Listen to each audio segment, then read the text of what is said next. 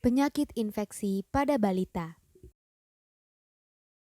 Penyakit infeksi adalah penyakit yang disebabkan oleh mikroorganisme seperti bakteri, virus, parasit, dan atau jamur. Mikroorganisme patogen dapat ditularkan melalui kontak langsung dengan cara terkena batuk, bersin, atau kontak fisik dengan orang yang terinfeksi. Kemudian melalui gigitan, cakaran, atau kotoran hewan, serta plasenta selama kehamilan maupun ASI. Selain itu, mikroorganisme juga dapat ditularkan melalui kontak tidak langsung seperti udara, gigitan serangga, benda, dan makanan yang terkontaminasi. Lalu, penyakit infeksi apa saja yang sering diderita oleh balita? Diare adalah pengeluaran feses lembek hingga cair dengan frekuensi 3 kali atau lebih dalam sehari. Berdasarkan waktu lamanya, diare dibagi menjadi diare akut yang berlangsung kurang dari 14 hari dan diare kronis yang berlangsung lebih dari 14 hari. Diare disebabkan oleh bakteri, virus, dan parasit dari faktor lingkungan terkontaminasi serta perilaku yang kotor. Insiden penyakit diare pada balita di tahun 2018 adalah sebesar 12,3% dengan angka kematian 4,76%. Ini adalah angka tertinggi sejak tahun 2010. Strategi pengendalian diare adalah lintas diare, yaitu 5 langkah tuntaskan diare. Berikan oralit, berikan tablet zinc selama 10 hari berturut-turut, teruskan ASI dan makan, berikan antibiotik secara selektif, dan berikan nasihat pada ibu dan keluarga. Infeksi saluran pernapasan akut adalah penyakit infeksi yang menyerang salah satu bagian dari saluran napas, mulai dari hidung hingga kantung paru. ISPA dibagi menjadi infeksi saluran pernapasan atas dan bawah, serta diderita oleh 7,8% balita di Indonesia.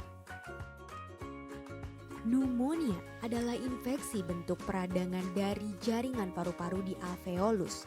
Seringkali pneumonia disamakan dengan ISPA, walaupun sebenarnya berbeda. Pneumonia merupakan penyakit lanjutan dari ISPA yang menyerang saluran pernapasan bawah. Angka prevalensi insiden ini lebih kecil, yaitu sebesar 2,1%. Meskipun begitu, penyebab dari kedua penyakit ini sama, antara lain faktor lingkungan seperti polutan udara, kepadatan tempat tinggal, kelembaban, dan kebersihan.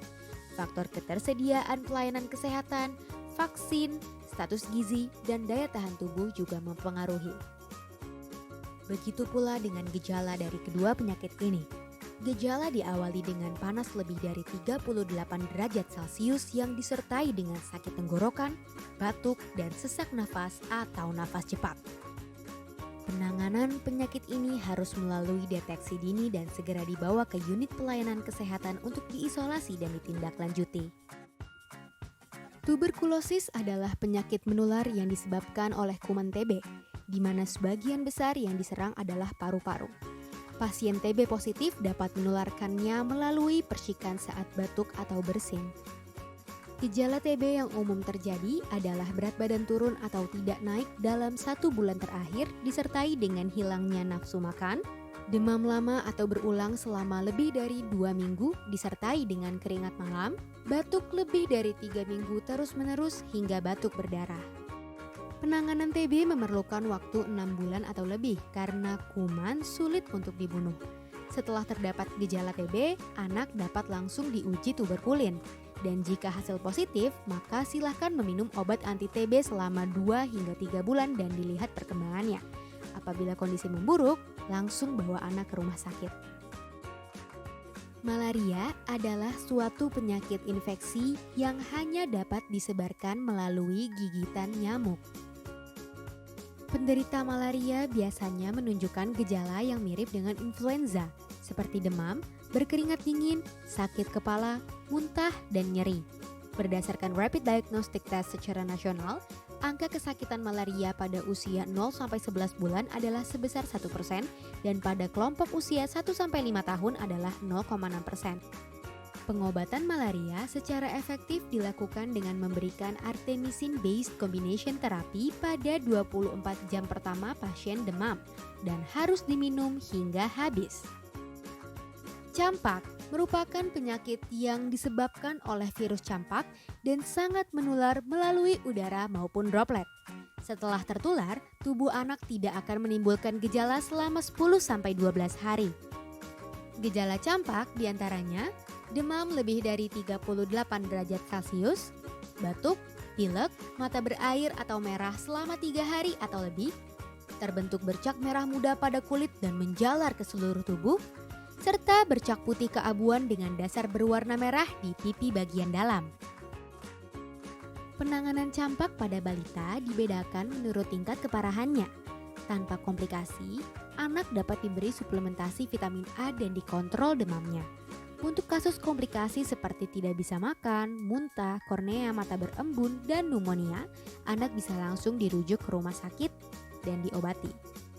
Imunisasi adalah salah satu cara untuk mengurangi resiko terinfeksi suatu penyakit dengan memperkuat sistem kekebalan tubuh secara alami. Dalam 24 jam kelahiran, berikan bayi vaksin HB, disusul dengan BCG dan polio. Pada usia kedua sampai 11 bulan, berikan vaksin DPT, dan mulai dari usia 9 bulan, berikan vaksin campak.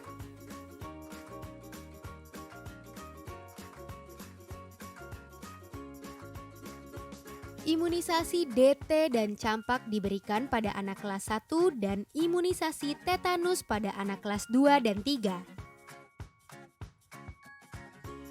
Berikan pula imunisasi tetanus kepada wanita usia subur sebanyak 4 kali dengan interval 4 minggu.